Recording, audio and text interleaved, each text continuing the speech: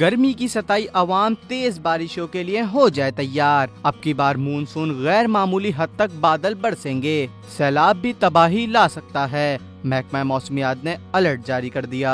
महकमा मौसमियात के मुताबिक रवां साल मानसून की बारिशों में 35% इजाफे का इम्कान है। पंजाब में 1 जुलाई से मानसून की बारिशें शुरू होने की तवक्को है। जुलाई के पहले हफ्ते में 15 से 50 मिलीलीटर बारिश का इम्कान है। जुलाई के दूसरे हफ्ते में 25 से 35 मिलीलीटर बारिश मुतवक्का है। जुलाई के तीसरे हफ्ते में बलाई पंजाब और जुनूबी पंजाब में 15 से 25 मिलीलीटर बारिश हो सकती है।